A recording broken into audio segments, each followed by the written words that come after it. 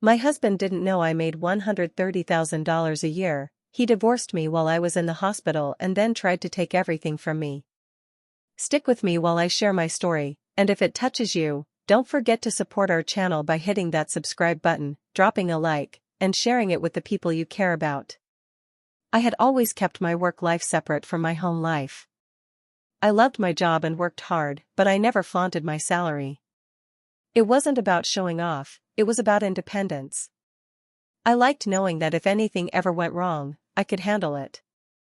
I thought my husband, Mark, understood that about me, or at least respected it. I remember the morning I felt too weak to get out of bed. At first, I brushed it off, thinking it was just fatigue. But when the pain got worse, I went to the hospital. The doctors ran tests and told me I needed immediate treatment. I was scared, yes, but I never expected that this moment of vulnerability would reveal the real person I was married to. Mark showed up at the hospital like he cared, but it didn't take long for me to notice the coldness in his eyes. While I was trying to process my own fear, he was making calls. I overheard him speaking to a lawyer, asking about filing for divorce. My heart dropped. All the nights I had supported him, the small sacrifices I had made, the love I had poured into our marriage, it didn't matter to him. I felt a mix of shock and disbelief.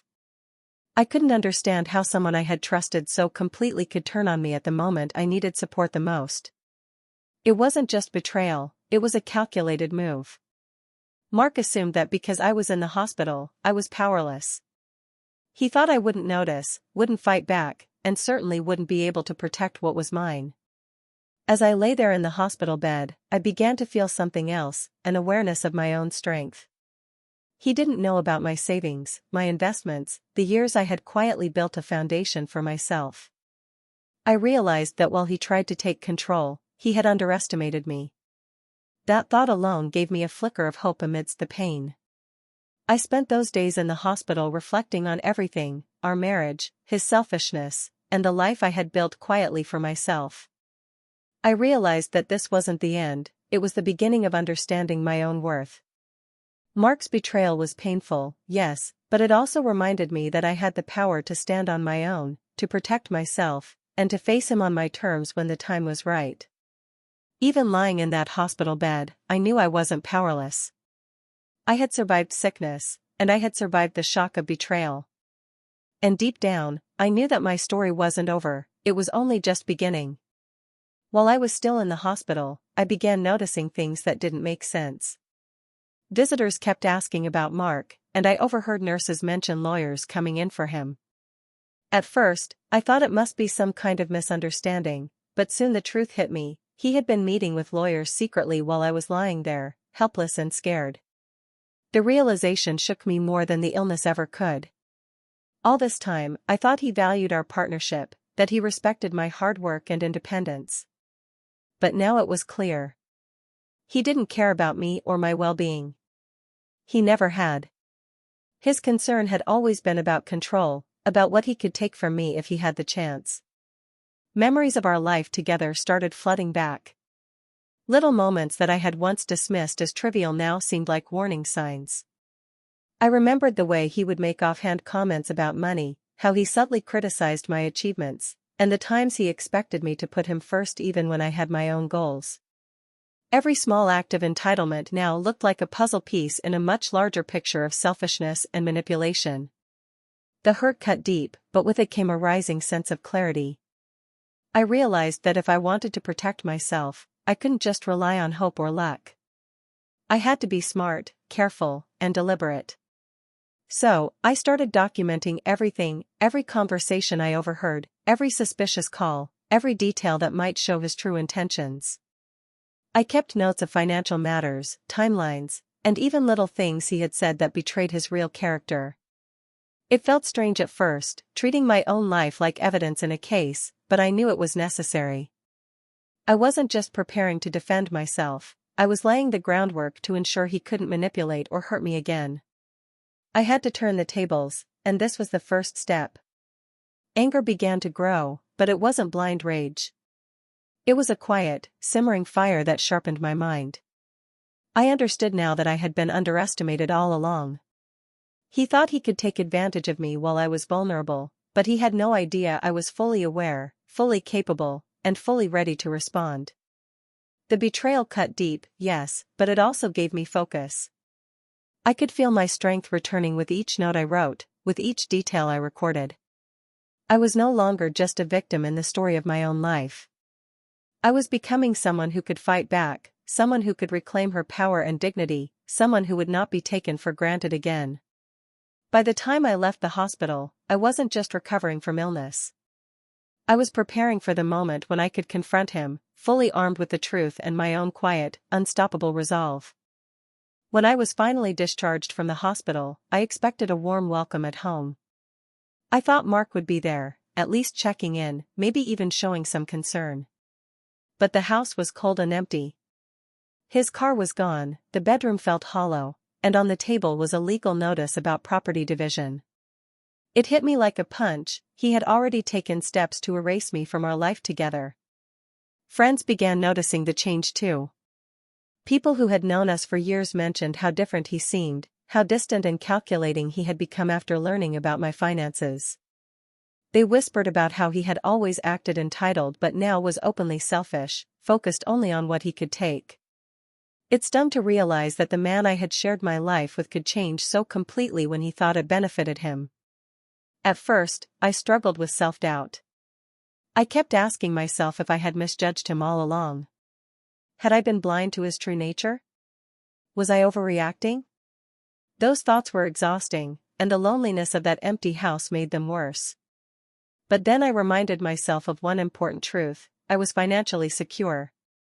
All the work I had done, the careful saving and planning, meant that no one could truly take away my stability or my future. Knowing this gave me strength. It wasn't just about money, it was about independence, about proving to myself that I could stand on my own, even when someone I loved tried to betray me. I began walking through each room, taking stock of my life, and realizing that the emptiness around me didn't have to feel like defeat. It was a space where I could rebuild, where I could focus on what mattered to me, without the weight of someone else's selfishness dragging me down. I started small, organizing things the way I liked, setting new routines, and reconnecting with friends who truly cared. Every step reminded me that I had control, that Mark's actions couldn't take away my self-respect or my resilience. The legal papers on the table no longer felt like a threat, they were a challenge, something I could face and overcome because I was prepared. The betrayal had left its mark, but it also revealed my own strength. I realized that I didn't need his approval, his love, or his recognition to feel whole. I had everything I needed within myself. Slowly, the empty room stopped feeling like a symbol of loss and started feeling like a blank canvas, a place where I could start over on my own terms. By the end of that first week back home, I wasn't just surviving, I was quietly gathering my power.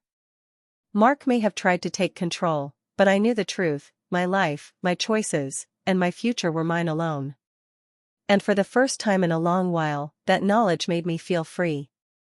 After settling back into my home, I knew I had to start rebuilding my life, but carefully. I couldn't let Mark see that I was strong or financially secure.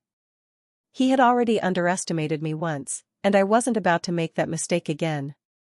So I focused on keeping my success private, managing my money quietly, and planning my next steps without anyone noticing. I started organizing my life with a clear purpose. Every bill, every bank statement, every detail was carefully tracked. I thought about the mistakes Mark had made, the way he had tried to take control, and I began considering how I could turn this situation around in my favor. I wasn't acting out of anger alone, I wanted to be smart. I wanted to show him that underestimating me was his biggest mistake. During this time, my friend Evan became a pillar of support.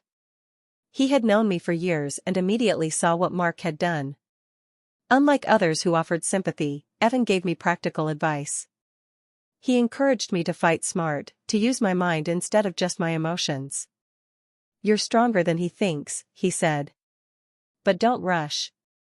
Let him underestimate you while you plan carefully." His words stuck with me.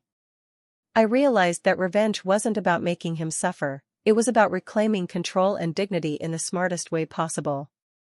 I began mapping out a strategy, quietly. Every step I took was measured, from organizing important documents to reviewing my finances and understanding my rights.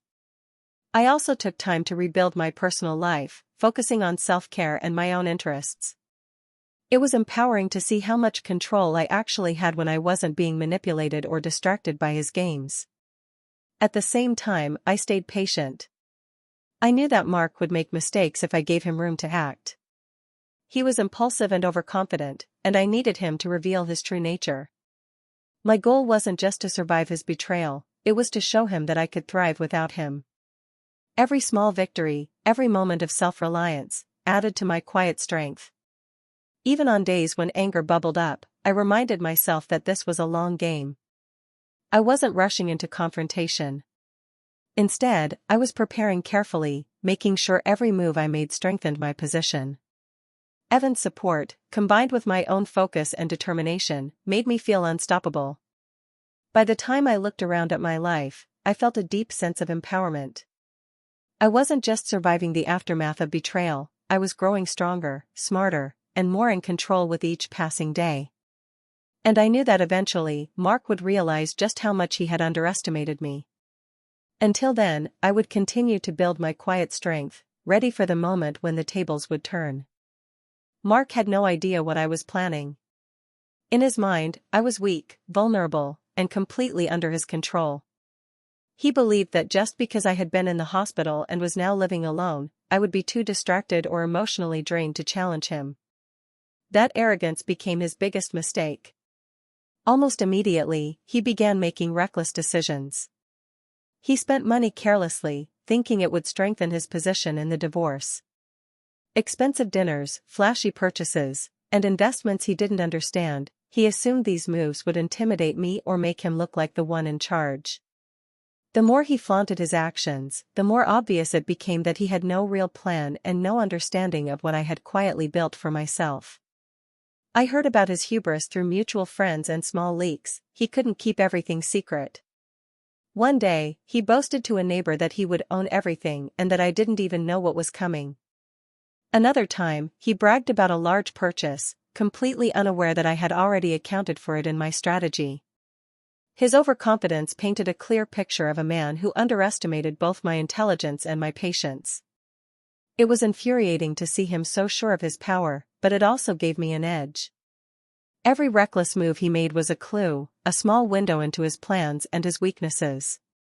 I started tracking these patterns carefully, noting how he overstepped, how he assumed control without understanding the full story. Every act of arrogance he displayed only made my strategy stronger. I also began imagining the moment when he would realize he had misjudged me. The thought fueled me. It wasn't about revenge in a cruel sense, it was about proving that intelligence, preparation, and quiet strength could outmatch bluster and arrogance every time. I could see the writing on the wall, his overconfidence would be his downfall. At the same time, I kept up my life as usual, never showing him that I knew the truth. Friends noticed that I seemed calm, focused, and almost untouchable, and I could see the subtle shift in how people started rooting for me, sensing that Mark was overplaying his hand. The tension built naturally. Every reckless act he committed made the audience, or in my life, everyone around us, anticipate his eventual shock and failure. By the time the first major legal steps came around, I was ready. Mark's arrogance had blinded him to my resources, my preparation, and my intelligence. Every reckless decision he had made only added fuel to my strategy. And deep down, I knew that the man who thought he had won was about to realize that he had underestimated the very person he had tried to destroy. I watched quietly as he stumbled, never revealing my own hand, letting his overconfidence do the work for me. It was empowering to know that his mistakes were predictable, and that my patience and careful planning would ensure his eventual downfall. By now, I had learned to move quietly and deliberately. I knew that the best way to protect myself was not to rush or react emotionally, but to take careful, strategic steps. I started consulting with a lawyer I trusted, sharing only the necessary details, and preparing for every possibility. Every step I took was measured, ensuring that Mark wouldn't anticipate my moves. One of the most satisfying parts of this process was knowing that he had no idea about my hidden accounts and investments. Years of careful saving and smart financial decisions had given me independence, and now those same decisions became my shield. Mark thought he could claim or control everything, but in reality, I had already secured my position. I quietly made arrangements so that his assumptions would soon be proven wrong. I began gathering documentation of all our assets, making sure every detail was in order. It felt empowering to see how much control I had over my own life, how my careful planning could counter his arrogance and reckless spending. Each legal step I took was like placing a piece in a puzzle, preparing for a moment when everything would shift in my favor. The first hints of reversal came slowly, almost imperceptibly. I could sense Mark beginning to notice that things weren't going his way. He started asking questions, trying to probe into my finances, and even hesitated when making bold moves. That pause, that uncertainty in him, gave me satisfaction. For the first time, he realized that I wasn't powerless, that I was not the same person he had tried to manipulate. I also made sure to keep my demeanor calm and composed. He couldn't see my satisfaction, couldn't sense the confidence growing inside me. That quiet strength became my advantage. Every time he tried to assert control, I simply followed my plan, letting his overconfidence and impatience do the work for me. It was thrilling to watch the shift. Where once he had dominated our interactions, now he was cautious, calculating, and, for the first time, unsure. I had become the master of my own fate, and the satisfaction of that realization was immense. The betrayal that had once left me feeling vulnerable now fueled a careful, quiet power that he had no idea existed. With every strategic step, every carefully documented detail, I felt more in control. Mark's arrogance had created an opening, and I had stepped through it without him noticing. Soon, he would have to face the reality that he had underestimated me completely. And that knowledge, that growing awareness of my own strength, made me feel unstoppable. By the end of this phase, it was clear, the tables had begun to turn. Mark's confidence was faltering, and my quiet, calculated strategy was working. I was no longer the victim in this story, I was the one guiding its course. And that shift, subtle but powerful, was only the beginning of his reckoning. As I continued preparing for the legal process, I discovered something shocking. Mark had been lying to the courts about my finances. He tried to make it seem as if I had no resources, as if I were completely dependent on him. It was infuriating to see how far he was willing to go to manipulate the system and twist the truth in his favor. I didn't waste time doubting myself or waiting for someone else to fix it. I gathered all the evidence I had been quietly collecting, the bank statements, investment documents, and proof of my earnings. Every detail was organized and ready to show the court the real picture. I filed counterclaims, exposing his deceit with clarity and confidence. I didn't need anyone to validate me, I knew the truth, and that was enough. The moment he realized what I had done was priceless. At first, he tried to act casual, pretending he wasn't worried. But soon his panic became obvious. He began questioning every decision, overthinking every move, and looking for ways to regain control. The power balance had shifted completely. The man who had once assumed he could dominate me was now scrambling to stay ahead of the truth. It was empowering to see him falter. I had never sought revenge out of malice, this was about justice, about standing up for myself and making sure he could no longer manipulate or hurt me. Watching him panic while I remained calm gave me a deep sense of moral satisfaction. Every lie he had told, every attempt to take advantage of me, was now unraveling before my eyes. Friends who knew the situation began noticing the change too. They could see that I was no longer the powerless partner.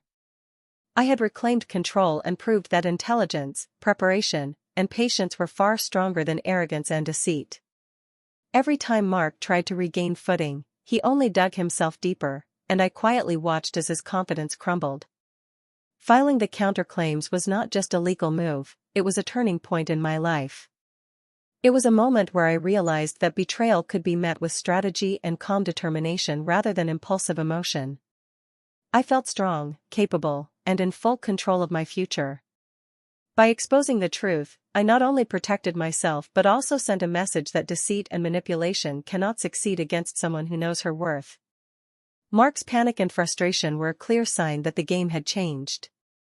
I had taken back the power he thought he could steal, and it felt deeply satisfying. In that moment, I knew the rest of the process would unfold in my favor. The tension was real, but so was my sense of justice.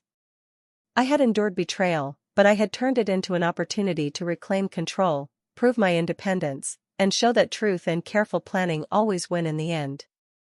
The court proceedings were tense, but I stayed calm. I let the evidence speak for itself while Mark continued to act arrogantly, believing he could charm or intimidate the system. Every time he tried to twist facts or make assumptions, my preparation quietly countered him. I could see his frustration growing as he realized his overconfidence had blinded him to my intelligence and careful planning. As the hearings progressed, it became clear that the power balance had shifted.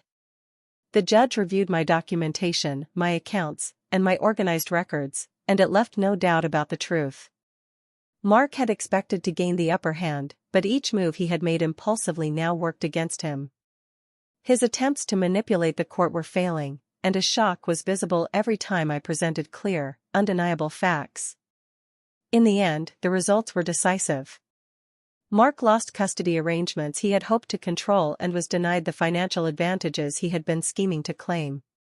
The man who thought he could take everything from me walked away stunned, confronted with the consequences of underestimating someone he believed was powerless. I felt a deep sense of relief and quiet triumph. The satisfaction wasn't about cruelty. I hadn't tried to humiliate him or punish him unnecessarily. It was about fairness and justice. My actions were smart and strategic, and the outcome reflected that. I had been prepared, patient, and careful, and now the betrayal that had once left me vulnerable had fully turned into empowerment. Friends and family who had watched the situation unfold were amazed. They could see the contrast between his arrogance and my quiet strength. I didn't need to boast or make a scene. The court's decision and the clarity of my planning spoke louder than words ever could. For the first time in months, I felt completely free from the fear and uncertainty that had haunted me. The man who had tried to take advantage of my vulnerability had been exposed, and I had emerged stronger, smarter, and more in control of my life than ever. The emotional peak of this process wasn't just the legal victory, it was the moment I fully understood my own power. I had been betrayed, underestimated, and underestimated again, but through strategy, intelligence, and patience, I had turned the situation around. Walking out of the courtroom, I felt a mix of relief, pride, and quiet satisfaction. The betrayal had been real and painful, but it no longer held power over me. Instead, it had become the catalyst for my strength. I had proven to myself, and to Mark, that independence, preparation, and resilience were far stronger than arrogance and deceit. By the end of the legal process, I wasn't just a survivor, I was a woman in full control of her life, empowered by every step I had taken to protect myself and reclaim what was rightfully mine. After everything was settled, I finally had a moment to breathe and reflect. The betrayal had cut deep, leaving scars I hadn't expected, but it also showed me parts of myself I didn't fully recognize before. I realized that I had grown stronger, smarter, and more independent through the entire ordeal. The pain had taught me resilience, and the challenges had revealed my ability to protect myself without losing my dignity. I felt a sense of freedom I hadn't known in years. I was no longer tethered to someone who underestimated me or tried to control my life. For the first time, I walked with a quiet confidence, knowing that my independence was real and unshakable. Every decision I made now was for myself, and that feeling of control brought an unexpected sense of peace. Mark, on the other hand, faced the consequences of his actions. He was humbled and regretful, forced to acknowledge the truth he had tried so hard to hide. It was clear that his arrogance and deception had only led to his own downfall. I didn't take pleasure in his regret, but I couldn't ignore the justice of the situation. He had made his choices, and now he had to live with them. As I looked back on our years together, I could see the patterns that had once seemed normal, the subtle manipulation, the entitlement, the selfishness, but instead of feeling trapped by them, I saw them as lessons. They reminded me that my worth was not determined by anyone else, and that I had the power to reclaim my life no matter what obstacles appeared. I also felt gratitude for the support I had received along the way. Friends who stood by me, people who encouraged me to act with intelligence rather than anger, and the quiet strength I had discovered within myself, all of it contributed to my recovery and growth. I was proud of the way I handled everything, proving to myself that strength doesn't always roar, sometimes it works quietly, deliberately, and effectively.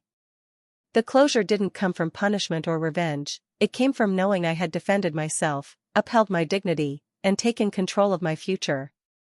The betrayal that once left me feeling powerless now existed only as a memory, a reminder of how far I had come. In the end, I felt respected, not because anyone else acknowledged it, but because I had earned it for myself. I was free from the fear, the manipulation, and the pain, and I carried with me a renewed sense of self-worth. I had survived betrayal, navigated its challenges, and emerged stronger, independent, and fully capable of creating the life I deserved. It was my victory, quietly powerful and deeply satisfying. Looking back on everything, I realized the biggest lesson from my experience: betrayal doesn't define you, your response does. Some people will try to take advantage of your trust, thinking they have the power to control your life.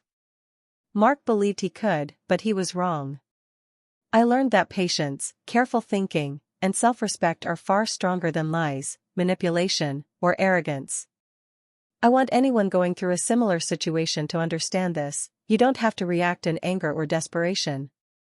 You can be smart, deliberate, and strategic. You can protect yourself while keeping your dignity intact. That quiet strength, the kind that comes from knowing your worth and standing firm, can turn a painful betrayal into a personal victory. Even in the moments when I felt hurt or shocked, I knew that my actions and decisions mattered more than his words or arrogance. I focused on what I could control: my finances, my future, my own sense of independence. By doing so, I reclaimed the power he thought he had taken from me. That empowerment is priceless, and it's a feeling I want everyone to understand. Strength isn't loud, it's steady, intelligent, and unwavering. Mark's attempts to manipulate and control me only highlighted my resilience. Every step he took in arrogance, every lie he told, ultimately worked in my favor because I remained patient, careful, and true to myself. The justice wasn't about revenge, it was about protecting what's yours and showing that betrayal cannot defeat a person who knows their value. I also realized that closure comes from within. You don't need others to validate your strength. I didn't seek to humiliate Mark, but I did prove to myself that I could navigate betrayal without losing my identity or peace of mind. That's the power of self-respect. As I walk forward into my future, I do so confidently. I carry no resentment, only clarity and pride in what I built for myself. The past, the betrayal, and even Mark's arrogance are behind me. I leave them there because I know that holding on to anger would only slow me down. My future is mine, and I am ready to embrace it fully. For anyone listening, remember this: betrayal may hurt, but it doesn't have to break you.